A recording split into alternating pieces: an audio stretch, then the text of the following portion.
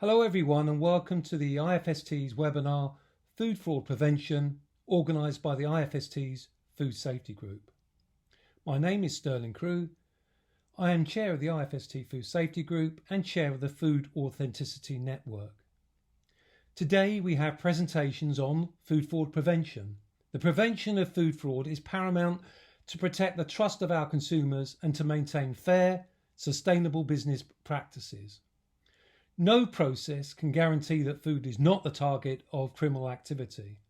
The purpose of these presentations is to guide us through the approaches and processes to improve the resilience of supply chains to food fraud. As well as the loss of consumer confidence in food supply and economic disadvantages to the consumer, food fraud costs the global food industry an estimated $40 billion a year. Food fraud can also harm consumers. Such acts can cause illness and even death, and this is why the IFST's Food Safety Group is running a webinar on this topic today. Feel free to make comments and ask questions throughout the webinar using the QA function, which should be at the bottom of your screen. There will be a QA session at the end of the presentations. Our speakers today are Professor Chris Elliot, Clare Menezes, and Hayley Ward-Ivan. Chris Elliot is a Professor of Food Safety at Queen's University, Belfast, and founder of the Institute for Global Food Security. He led the British government's independent review of food systems following the 2013 horsemeat scandal. Clare Menezes is Director of Food Integrity for the Global Quality and Food Safety Centre of Excellence.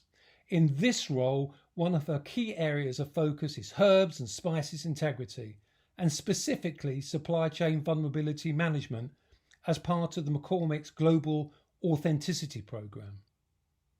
Hayley Ward-Ivan is a Prevention Officer at the Food Standards Agency National Food Crime Unit, where she works to reduce the likelihood and impact of food crime. Chris Crowley from the National Food Crime Unit will also join us for the Q&A session at the end. For more information on our speakers' biographies, please look at the IFST website. So without further ado, I will introduce you to Chris. Chris. Many thanks for that very kind introduction, Sterling. So yes, Chris Elliot here. I spend a lot of my time thinking about investigating food fraud. I just wanted to share a little bit of information with you today in this IFST event. Consumers have really lost trust in our food supply system. Survey after survey keep telling us this is the case, and there's lots of different reasons behind that, but one of them is just the complexity of our global food supply system. We have really lost track of where the food that we buy, where it comes from, how it's made, who makes it, and with that comes a lot of different opportunities and opportunities for people to actually perpetrate food fraud. And sometimes I describe it as food crime, and that's because it's about criminal activity in our food supply system. And I'm going to give you a few examples about criminal activity in food supply in a few minutes from now. I think it's also important to understand what the big drivers of food fraud are. And what we have is we call it the fraud triangle, and this is any type of fraud, I have to tell you. So often you will end up with a company, a business has pressure, financial pressure. It might be they're losing market share, that they've lost contracts. Then they will see an opportunity to cheat. That's often by taking shortcuts, and I'll explain some of those shortcuts later on. And often these businesses will try and rationalize their behavior and saying, actually, it doesn't do anybody any harm just because we have taken a few shortcuts here. And this is self-perpetuating, the pressure, the opportunities, and that rationalization.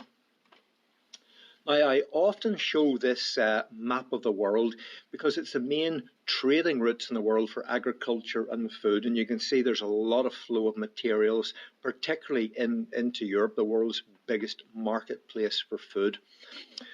I'm going to show you a second map, and you know what? The trading routes, don't they look very similar, the same flow?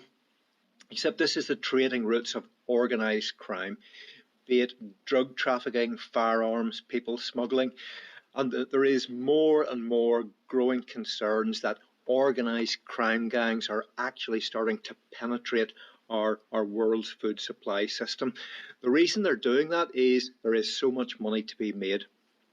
PwC have estimated food fraud can amass fortunes of up to $50 billion each year. That's big scale money to be made by criminals. We also have to think about who are the victims of food fraud, who are the victims of food crime.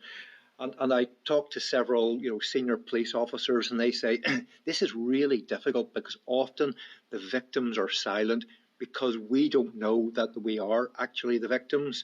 So let's say, how many of these categories do you actually fit under?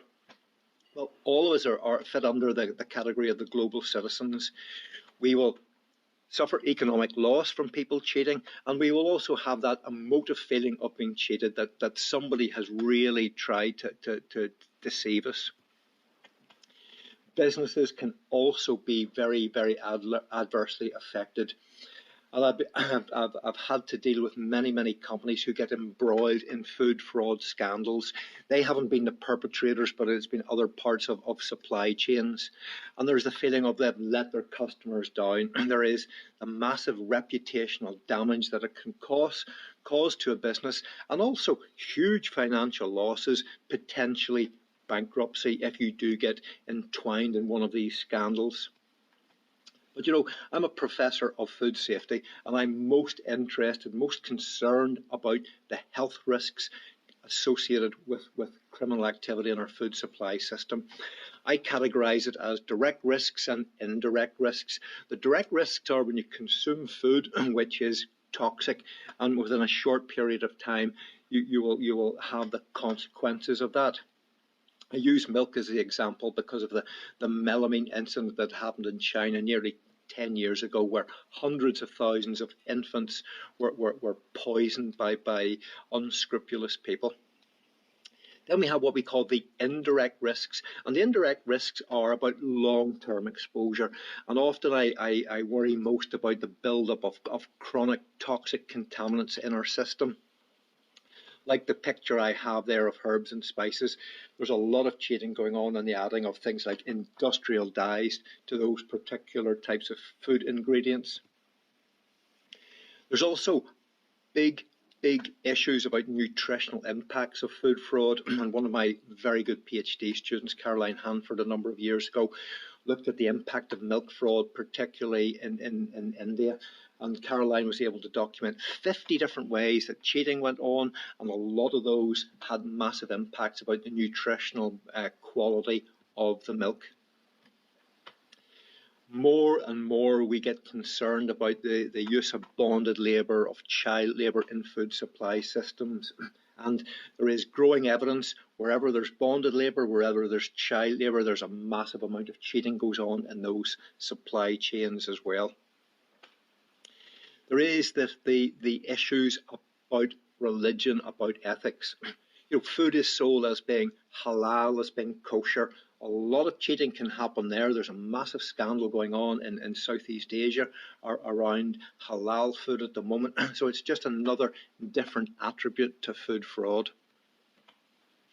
And then finally, there are environmental impacts. And we are starting to pick up more and more stories about fish, endangered species of fish being caught and sold as more standard types of fish, fishing in areas where fishing boats shouldn't go because of lack of fish stocks. So there are so many different ways, so many different victims of food fraud. Now, there are a multitude of different ways that the fraud can be perpetrated. I could fill several encyclopedias with it, but I put them into a number of key categories, and the first I call substitution fraud, and that's where you take something of high value and replace it with something of lower value. The horse meat scandal going back 2013 across the UK, Ireland, Europe, what was a prime example Also, we have many issues of commodities like olive oil, where the high value olive oil, particularly the virgin olive oil, is replaced by very low value, low quality vegetable oils. The next category I describe is, I call it addition fraud, and that's where something is added to food to give it a perception of being a higher value, a higher quality. And I would go back to use the melamine that was added to milk, or the industrial dyes that get added to spices to bring about a perception of higher value, higher quality. Then there's a whole raft of what we call false claims fraud. Because often when we go into a shop, a supermarket, we make our purchasing decisions about what we see on the label. And it can be about the country of origin. If it's welfare friendly, organic, fair trade, for instance, we will pay a premium for food products with those labels on the packages. And you know what? Often there will be cheating associated with that type of food labelling. Now, often I get asked the question, what foodstuffs are most vulnerable to fraud? And I give my answer, it's anything from salt to saffron. Salt is the cheapest possible ingredient that you can think of that can go into food, and I can tell you that fraud happens in salt. And saffron is the world's most expensive ingredient. By weight, it's nearly worth as much as gold, and I can tell you lots of cheating that goes on in terms of saffron. I play a game with my students at Queen's University. I ask them to name any type of food commodity, any type of food ingredient, and I will give them an example of a fraud in that within 15 seconds. It's a game that I have never lost. We often hear about food supply chains, and here's a supply chain going from the production of the crop to consumption. Can I tell you there is no such thing as a food supply chain? What there are is networks, supply networks. So this slide shows the red meat supply network in the UK. And this is meat produced in the UK and consumed in the UK. If we added imports into that, the network would get even more complicated. And everywhere you see an arrow on that diagram is an opportunity for fraud. Just shows you that the incredible vulnerabilities that supply networks have to criminal activity. Now, what I wanted to do, just to give you a few examples about the criminal activity in our world's food supply system at the moment. So, how many of you have eaten avocado recently? Have you thought about where did that avocado come from?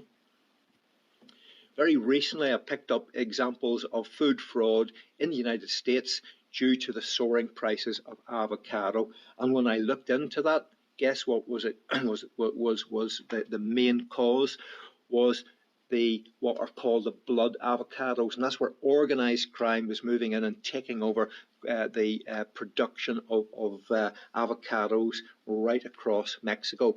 And guess who's doing it? It's a gang called the Templarios, a major drug cartel moving into the world's food supply system. And it's not just things that happen in faraway places. Very recently, there was quite a major scandal in Spain where there were multiple cases of food poisoning reported, and there was a lot of arrests in crime gangs that were operating not only in Spain but in Portugal as well. The scale of the amount of money that they were making was really quite immense, and there were also issues about bonded labour in the supply networks as well, just as an example of what I was talking about previously.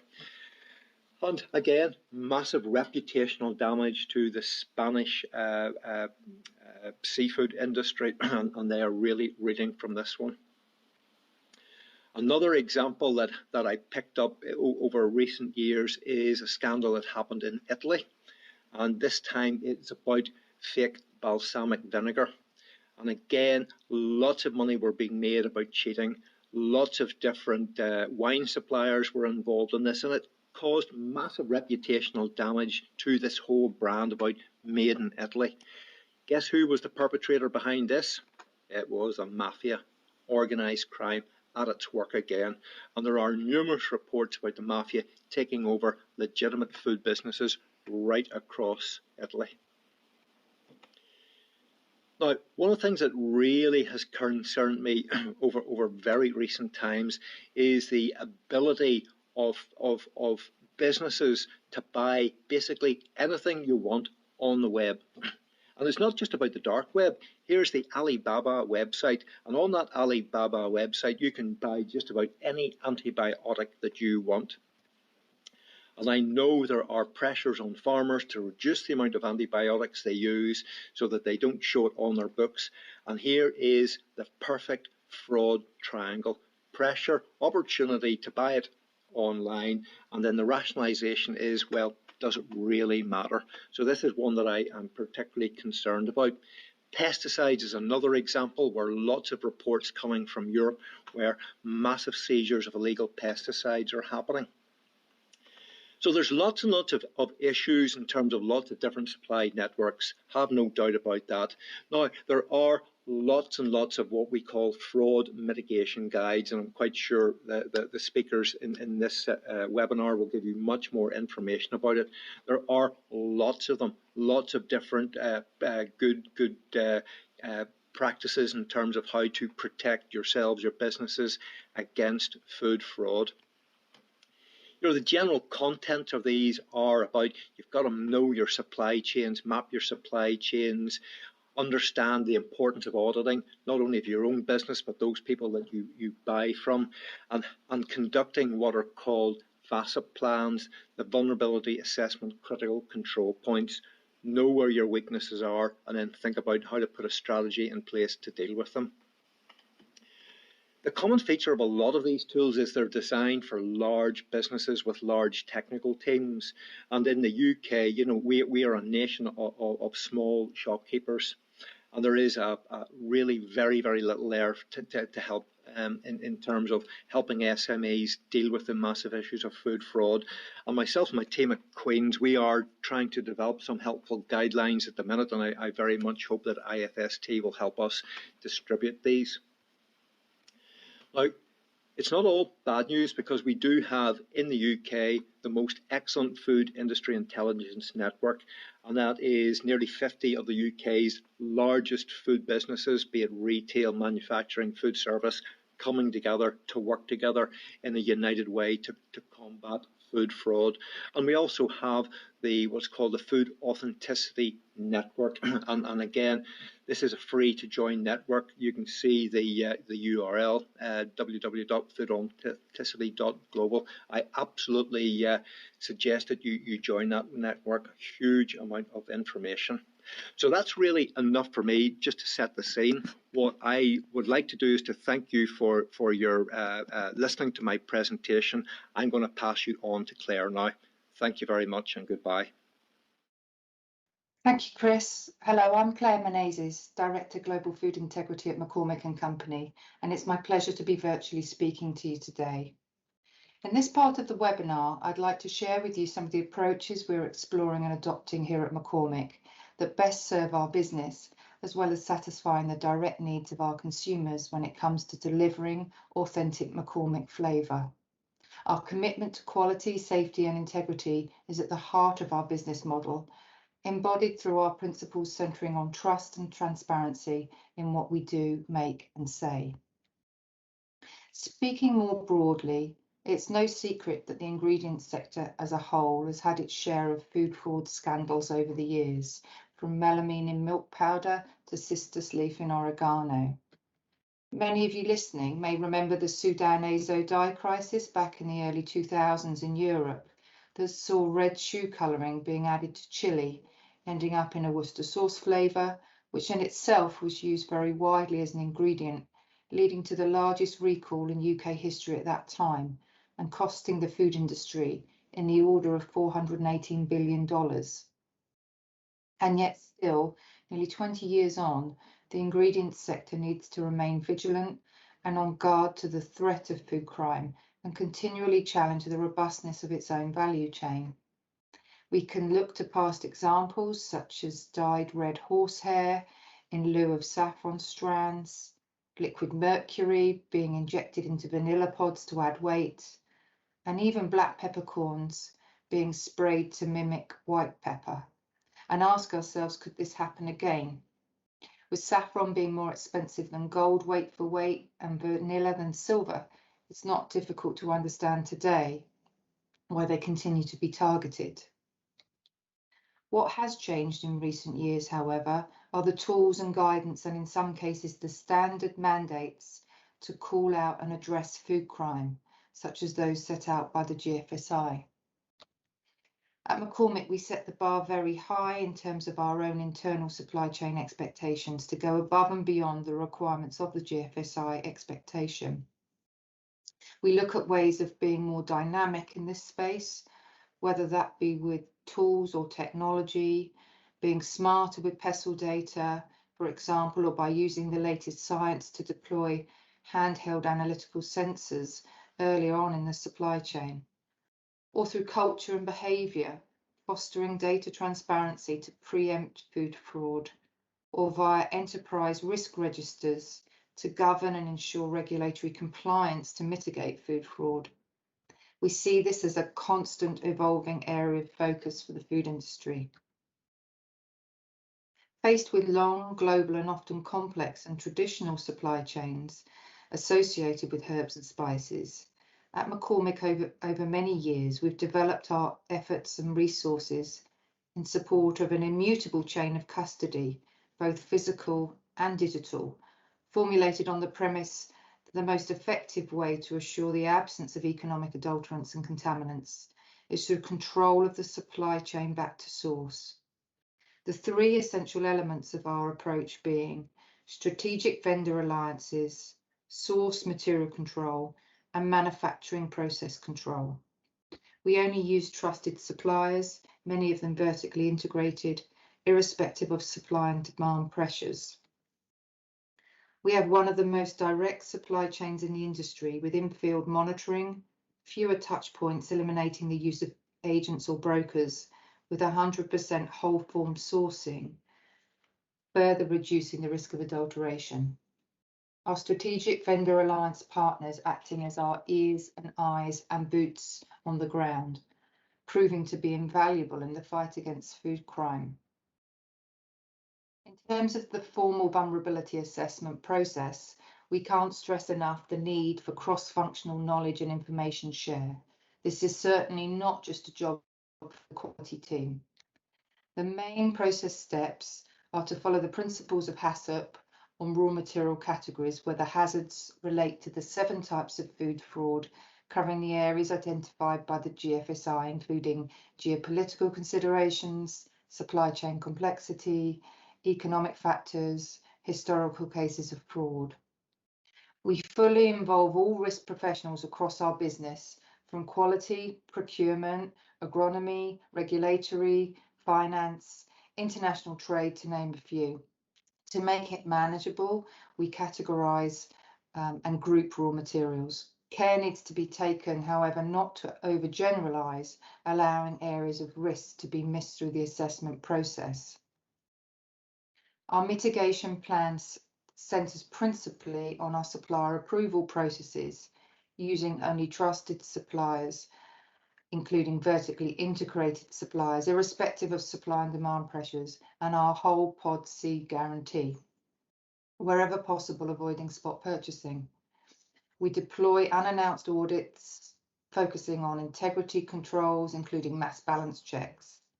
We also use prioritised unannounced analytical surveillance to verify mitigation strategies are working. We have processes to escalate supply and demand pressures through real-time tracking of pestle data, including commodity price trends and weather. And finally, through whistleblowing and reporting procedures being accessible to everyone throughout our value chain. We understand we have a pivotal role as global leaders in this category to educate and influence, and we do that through lead positions in trade associations, share out of authenticity intelligence via groups such as the Food Industry Intelligence Network. We were the first industry partner to support the Food Authenticity Network, working with regulators such as Hayley through their respective crime units, and we strongly drive the integrity science agenda, both on our own analytical benches, but also in partnership with leading academics, such as with Chris at Queen's. This, our latest peer-reviewed publication, sharing our knowledge around detection of adulterants in black pepper using some of the newer non-targeted techniques.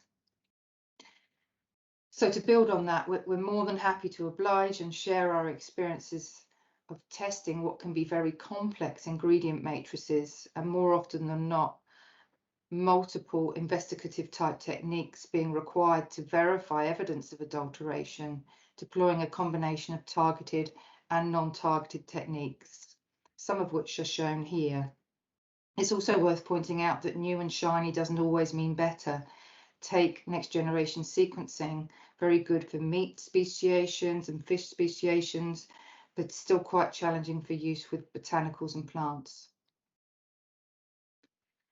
The ingredient sector can have long, complex global supply chains, so the value of digital in this space is around access to real-time data for risk professionals to make timely decisions across a whole plethora of hazards. Being able to do this using smart connected data allows us to be more efficient and collect the data insights we care about most across the entire end-to-end value chain. Using digital technology to connect, analyse and convert quality and traceability data into transparency, insights and understanding creates a compelling pathway to fulfilling our transparency vision and eliminating fraud. But do proceed with caution. It can be overwhelming, and if you're not careful, resource burning to take in all that's on offer, as this next slide aims to illustrate. We're currently piloting a number of technologies from a whole range of potential options available, as highlighted in this busy slide. These technologies essentially allow us to build off a strong chain of custody foundation and transition towards event-driven tools. We've learned that there is most likely insight value to be had, but that extensive calibration and validation is still needed before digitalizing everything. This research also takes time. Nothing is ready yet to plug and play, whether it's replacing a bench instrument with a handheld alternative or interfacing a transparency software tool with an existing ERP system.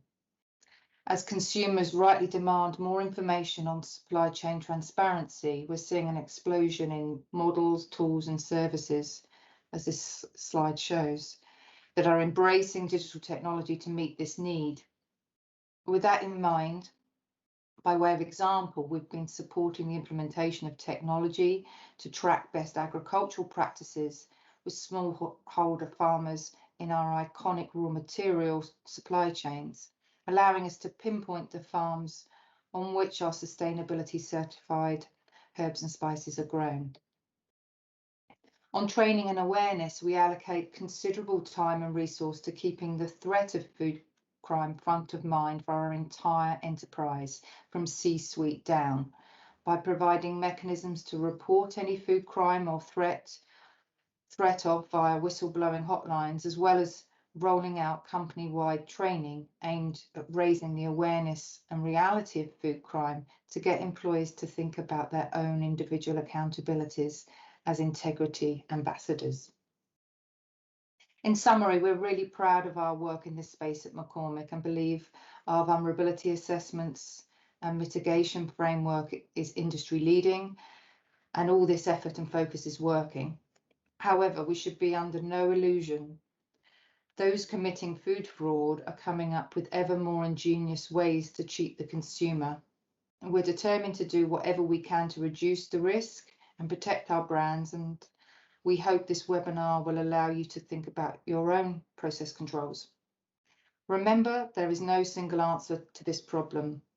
This requires a multidisciplinary response, and it's important to consider that it doesn't always have to involve high tech such as AI or machine learning. For example, coming up with well-articulated consumer messaging, this taken from our own internal training program, can be just as impactful.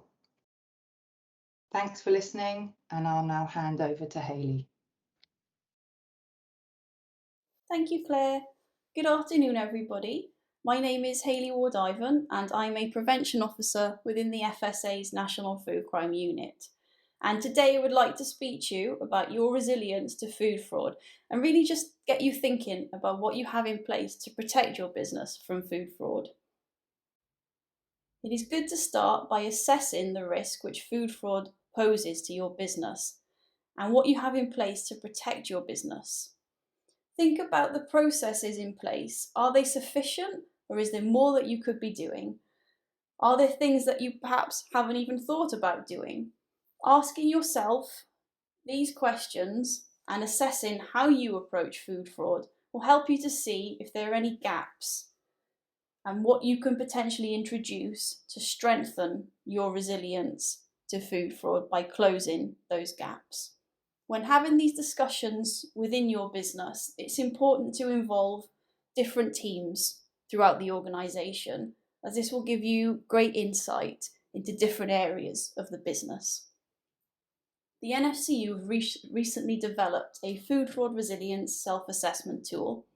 This launched a few weeks ago, and it can be found on the main FSA website. And it's been designed to be used by all food businesses, and that's regardless of size or function. It takes food business owners and their employees through a series of questions about their approach to food fraud, and it also offers advice on steps that can be taken to mitigate the risk that food fraud poses. Now, this can be completed anonymously, or businesses can choose to leave their contact details and request follow-up engagement with the NFCU's prevention team. And then through that engagement, we're able to offer more tailored advice that's specific to that particular business. The tool really is a great starting point when you're looking at your resilience to fraud, and it's something that you can come back to as often as needed. The risk of food fraud is also present in your suppliers. Thinking about your counter-fraud processes is of course vital, but it's equally as important to consider what your suppliers are doing to protect themselves from fraud. So ask them what measures they have in place. What do they do to protect themselves? Does it match what you're doing? And are you confident that they're doing all they can to protect themselves from fraud? Or is there more that they could be doing? Building and maintaining an anti-fraud culture within your business is vital. It should be very clear that you have a zero tolerance approach to fraud, and this should be communicated to all. So anybody who's involved in your business should be on the same page and willing and able to challenge anything that they don't think is right. To support an anti-fraud culture, there needs to be a commitment from senior people within an organisation. And you also need to communicate to your staff and your suppliers what would happen if they were involved in fraud. Make sure they're aware of the consequences of being involved in fraud and at which point those consequences would come into play. And have the correct processes in place for your staff to report any issues that they may be seeing. Lastly, you need to know that what you have in place to protect your business from fraud is actually working. If you have things in place designed to detect food fraud, then test them. Make sure that they're actually fit for purpose and regularly review all of your processes to make sure that they are sufficient. If you have not had any incidents, think about whether that's actually a true reflection, or have you just not picked up on something that's happened? If you or a supplier have been a victim of food fraud, then review your systems and make any necessary changes to ensure that this doesn't happen to you again. And be proactive. Has something happened to a similar business or even in a different sector of the food industry? And if that happened to you, would you pick up on it? And do you have the correct processes in place to protect yourself? Thank you very much for listening. I will now hand back to Sterling, who will chair the Q&A session. Thank you very much, Hayley. Guys, that was terrific. Thank you to Chris and Claire and Hayley. Some terrific insight there. And we have the opportunity now for you to ask some questions. So a reminder, just at the bottom of the screen, there is the Q&A button. I can see we've already got a whole list of questions coming through. So please feel free to ask any that you can. We're just going to be joined now by Chris Cowley from the food crime unit. So we got the benefit of all his experience. Such terrific insight from the panel, I think. Could I ask the first question, please, guys? So with all your insights that you've got and your experience, what keeps you up night? So Chris Elliot, that is, you've been doing this for a number of years. You've got more insight than most of us. What's the thing that keeps you up at night, Chris? Yeah, thanks very much. And I mean, there was a huge amount of information across all of those presentations, which I think was really quite excellent. I think then we need to think about what are the big drivers of food fraud, and you can't think locally, you can't think nationally, you got to think internationally. You know, we've got the big B, Brexit, absolutely paradise for people who want to cheat with all of the issues about changing of supply chains, all of the issues about documentation. We've got the COVID-19 pandemic, which is absolutely causing chaos across lots of the supply chains across the world. But you know what, Sterling, I still haven't mentioned the biggest single worry, and that's climate change. Because climate change will drive fraud more than any other single factor. Climate change isn't going to go away. It's going to be an ever-ending problem that we'll all have to face, particularly around fraud. A great answer, Chris. Yeah, I hadn't thought of climate change. Claire, so what's keeping you up night? Is there something particularly about tools and resources which you're such an expert on that you either worry about or you think we should be focusing on a bit more? A good question. Thank you, Sterling. Yeah, as you said, and Chris and Hayley, there are certainly ample resources out there, not least the Food Authenticity Network. The IFST have some fantastic resources, especially around authenticity testing tools and advice. And I think we're going to pop that on the end of the webinar. I guess perhaps some words of advice if people on this webinar are listening or starting out on their sort of food fraud assessment journey. It can be quite daunting, actually, particularly if you've got you know, hundreds of raw materials or even a small number. But you know, my advice would be you try and start simple and prioritize and think about the 7 crime scenarios that you can get from the National Food Crime Unit website if you're not familiar with them, and perhaps start focusing initially on the imminent, real and present dangers and try to get some control over those rather than strive for perfection, which is something as quality professionals we often want to do. So we need to challenge ourselves a bit, and I think just look at trying to address the real imminent threats. Super answer. Thank you, Claire. And we're very pleased to be able to welcome Chris Cowley. Chris, so from the kind of view that is from the NFCU, what keeps you awake at night when it comes to crime? What's the thing you think is your biggest challenge in your type of role? Right, thanks, Sterling. I suppose one of the things that keeps me awake at night is being able to adapt and change to sort of the changing threats and risks around food crime. So Professor Elliot mentioned obviously the Brexit, climate change, all of these things which present opportunities for would-be fraudsters to commit crimes in new or novel ways or exploit kind of new vulnerabilities. And it's that role that we have in the food crime unit, working with partners in industry or across government or local authorities, is trying to capture where those risks are emerging and kind of changing our posture to kind of meet those new threats and risks. So we do have an analytical team who have been very busy over the last 12 months in particular, trying to identify those kind of changing threats and risks. But it's never ending. Fraudsters, you know, they are kind of adaptive, they're entrepreneurial. So it's trying to kind of win that battle of wits effectively. Thank you, Chris. So here's a very interesting question that someone's got for us here, guys, which is talking about the present pandemic. And we know that it's led to virtual audits across the whole of the industry, across the whole of the supply chain.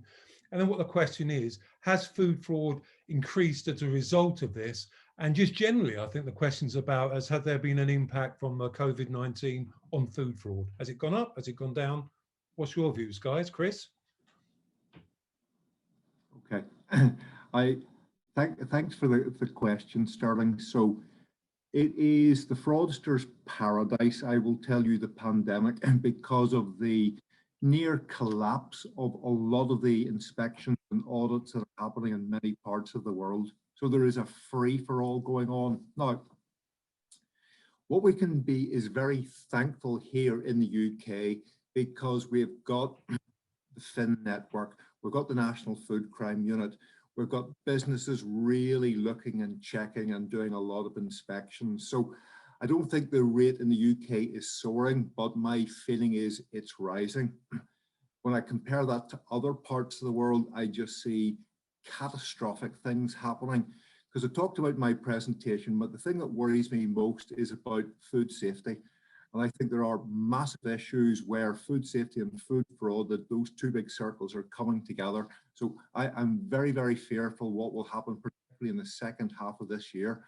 And we cannot relax in the UK just because all of those measures are there, because if there's a way somebody can cheat, they will look for it, they will find it. Thank you, Chris. Claire, do you have any thoughts on this? Well, I certainly think the pandemic's been the ultimate kind of pressure test in terms of the supply chain's vulnerability in that regard, and whether there has been any impact on COVID on food fraud. Certainly in terms of McCormick's supply chain, we haven't seen any impact, and I think that's probably testament to the insulation and the mitigation that we have. I think, like Chris said, you know, what we need to do is to keep a close eye on that external environment, look at those kind of pestle levers, work out where we need to flex and be more agile, and use more sort of targeted, non-targeted testing as we see the threat of COVID continue. I think we just need to really remain on our guard. And Chris Cowley, I suppose it's not just affected people like Claire in industry, it must affect you in the FSA. Is there so much regulatory oversight, because it must have impacted upon your powers to get it there, out on there and walk on the beat and see what's going on? Has it affected your ability to get on top of food fraud, or do you find that things are just the same? It has changed slightly, and I suppose for the Food Standards Agency more broadly, so the delivery of frontline operations and that kind of regulatory role, that hasn't really changed. So we still have staff present, in the businesses that we regulate. I suppose one of the challenges is the additional pressures on local authorities in particular. Clearly, they've had a lot of demand placed on them in terms of responding to the pandemic, redeployment of resources. So the availability to work with partners has certainly changed, I think, in that sense, with local authorities. But it's been a case of finding slightly different ways that we may be able to deliver our work, or working with partners in slightly different ways. So it's changed, but we're still able to work sort of quite effectively across prevent, protect, work with industry in particular as well.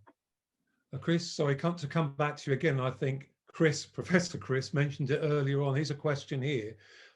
What are the consequences of being involved with food fraud? Chris was talking about the mafia and all the organised crime. Presumably it's financial, says the question. How much are the fines? So she's trying to get the impact. If you're caught, what can go wrong? Yeah. So I personally feel that the likelihood of getting caught for perpetrating food fraud is low. And if you're unlucky enough to be one of those people who are caught, the penalties are fairly trivial compared with other types of criminal activity. You know, you and I, Sterling, talked about this trade of 40, 50 billion a year. You know, that's more money than the heroin trade is worth globally. Now, if you're carrying a kilogram of heroin and you're caught, you could end up doing 20 years in jail or you know, being executed in some part of the world.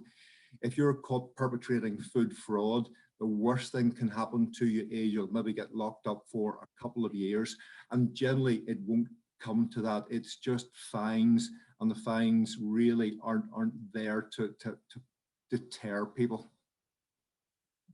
Good point. Chris, do you want to build on that as somebody that's working in that area?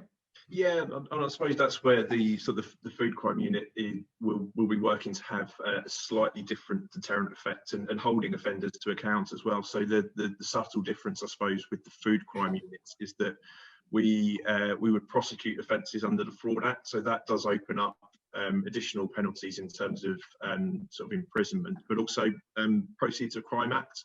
So we have a financial investigations capability, and that's very much about sort of targeting the financial assets that criminals sort of have within their own name, so vehicles, property, whatever it might be, rather than assets that belong to the business, if that makes sense. Yeah, and certainly seeing the creation of the NFCU, it's put a lot more focus on this area, I think, rather than just being seen as the general crime pot. I think that you guys are doing a great job focusing on the drivers and what the cause is. Claire, a general question for you. How much information is provided to consumers which food categories are actually impacted by food fraud, and can we help to prevent them, protect themselves? Because on these presentations, you know, we've got a flavour of the type of things where criminals are working, but do you think consumers know that and looking for that when they're on the shelves? I think they have no idea at all. I think consumers are blissfully unaware. You know, I think they're very aware when it comes to food safety. There's an expectation food is safe, but it's a real concern, Sterling. You know, certainly in the herb and spice sector, you know, there's a perception if something looks more authentic or artisan, it's perhaps safer and more genuine, and that often it couldn't be further away from the truth. So I think there's a role for all of us in the food industry to educate consumers more, and the threat, as Chris highlighted as well, in terms of opportunities to trade through e-commerce channels, is just going to make that veil even denser, if you like. And then perhaps a general question, whoever wants to take this one. Do you think that one of the drivers of food fraud is that we have all become accustomed to very, very low food prices thanks to retailer pressures on manufacturers and the supply chain? And is this tempting some people in industry to maybe take shortcuts? Maybe it's not a surprise that when Chris did all that fantastic work looking at the meat scandal, that the burgers were going for like 4p each, weren't they? And you start to wonder, well, if you're selling food at such a cheap price, what are you buying? What do you think, guys? Is it a price-related issue? I mean, I think the answer is yes, absolutely, Sterling. We've got an industry, they call the agriculture and food industry massive. It's the world's largest industry, operates on a profit margin of somewhere between 2 and 3%. You know, and you know, companies, businesses going head to head, you know, to win contracts every day of the week. So can you imagine if you're trying to win a contract with a 2% profit margin, the company that you're bidding against might reduce that to 1%. There is that, you know, I go back to the fraud triangle, there is that pressure. The thought is, if we start to cut a few corners here, we can cut 1 or 2% off our costs and win the contract. So cheap prices, absolute driver of bad behavior. Claire, Chris, do you want to add anything to that? Yeah, I mean, just to build on that, I mean, Professor Elliott's absolutely right about the pressure that can be felt by businesses at such low profit margins. The other thing it can do is it makes the industry quite vulnerable to kind of unexpected shocks like the COVID pandemic as well. So it's you know, kind of vulnerability on vulnerability in that sense. Yeah. Claire, maybe I could put an extra question to you about social media. And we've all seen Facebook and a marketplace on Facebook, lots of food being traded on there, and you often wonder where it's coming from. Do you think that's an opportunity for food fraudsters to actually start trading online where, you know, they're not as open as they are if they'll be in a physical location? Definitely. I mean, and you know, just as consumers and to my own family and friends, you know, it was interesting to see the sort of explosion in Facebook Market food sales, and although the intent there was to be neighbourly and helpful, yeah, I mean, we just don't know anything about the transparency or traceability, and that is a concern when it comes to food crime. You know, consumers should expect that transparency, and I think that there is some concern over those kind of sales platforms. I know, guys, I got my fingers wrapped recently for calling it like the Wild West out there, meaning that, you know, with everything else that's going on, are the sheriffs out there like the way they are in the high streets, protecting us in the high streets and protecting our factories? Because it does seem to be very hard to regulate it. What do you think, Chris? Is this a challenge for the FSA? Is, you know, how do you do this amorphous media, social media, where things are a bit harder to see, I think, maybe? Yeah. So I often refer to it as a Wild West, and I think you're absolutely right. It's the perfect analogy. You know, I think, you know, I know we've got people from different parts of the world, but I describe the UK as having 3 parallel food systems. Number one is the mainstream, you know, the big retailers, the big food service, who are all members of FIN and do a phenomenal job at keeping fraudsters out. System number 2 are the small businesses who are much more vulnerable because they don't have the technical teams and so forth, and you know, much more easy to penetrate. But that is nothing compared to the Wild West, the digital Wild West. You know, and I'm not talking about going online and buying your stuff from Tesco's or Marks and Spencer's, because that is equally protected as it is in the bricks and mortar. I'm talking about the digital platforms, you know, and you know, there's a lot of them out there. There's a lot of them selling food, and I would tell anybody, you need your head examined if you start to buy food off any of them, because they are the Wild West. It is unregulated marketplace, and remember, they do not call themselves food businesses. They're not food business operators. Talk to any of them and they go, no, we're not a food business. We're a digital company. Well, I tell you what, I trust food businesses. I don't trust digital companies. We got time for one more question, perhaps, guys, to ask all 3 of you, which is a really good question that a couple of people asked about SMEs, you know, small and medium enterprises. Because no, we largely talk about, as Chris has just said, you know, highly regulated, big organisations that have great controls, a lot of great internal resource, like Clare's company, that liaise very well with the FSA. There's a strong relationship there. But what about the SME, those small mum and pop operations that might only employ 3 or 4 people? How do we get to them to tell them about the kind of threats that there might be around food fraud? Claire, shall I start with you? Yeah. So, I mean, as I said in my pitch, I think there is a danger of overcomplicating this, and yeah, there are lots of resources that are available to SMEs and large organisations, but I think we just need to just think in a savvy way. If the price seems too good to be true, then it probably is. You know, some of these basic questions which you know, an SME can think about. That even resources, Sterling. When we first started on this journey years ago, we just used like a Google search, you know, on food crime that repeated on a daily basis. So there's things that smaller companies can do. I'm happy to support you know, through the IFST on that as well. But Yeah, the IFST's got a great platform, lots of information, but the trouble is, I think if you're an SME, you might not even know who the IFST is, isn't it? That's always our challenge. Chris's, have you got a comment on that? Probably only really enterprises. Yeah, I mean, just to echo what Clare has said, really, that there's a lot of material, a lot of information out there which is suitable for small to medium enterprises. But the challenge, as always, I think, is trying to reach that audience and make sure that they know where to look for those resources. I think that's a challenge in any sector, really. But yeah, just to echo Clare. Perhaps I could ask the other Chris a question. This is our last question, guys. Sorry we haven't got through to all of them. There are lots and lots of questions here. And we got one about fish fraud, that you've seen some of the reports in the news over the last couple of days. And what the question is saying it's still clearly seen as a low risk activity for those involved. So because there isn't so much of a safety issue, maybe it isn't being regulated globally the way that maybe some other issue is.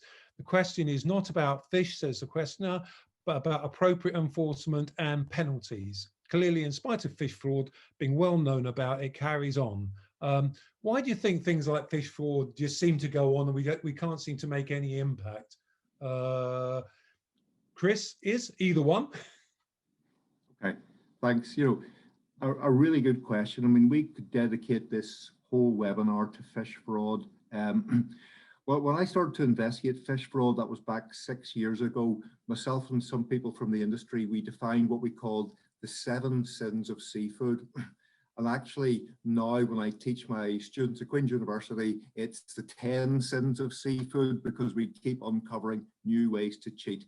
So it is unbelievably complicated supply chains. You wouldn't believe, for that fish and chips that you get on your plate, where that fish has been. It's been round the world, okay? Again, unbelievably competitive.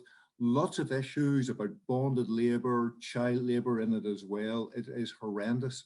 And please don't think that just because your cod isn't cod, that there aren't food safety risks. There's multiple food safety risks associated with fish fraud as well.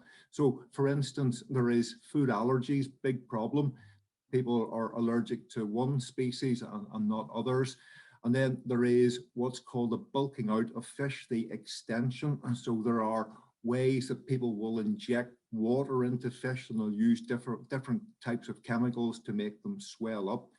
Now, companies are trying to think about, again, it's about knowing your supply chains, mapping your supply chains, but also the knowledge of all of those different types of fraud. Often when I talk to fish companies, they're not aware of half of them.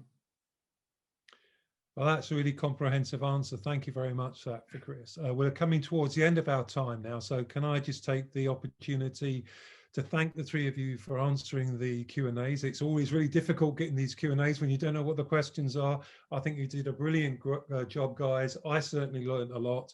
And thank you also to Hayley, who joined us for the presentations. Here are the contact details of our experts who did such a really stupendous job. And if you want to get in contact with them, if you have a burning question, I'm sure that they'll do their very best to help you. They've been very good today.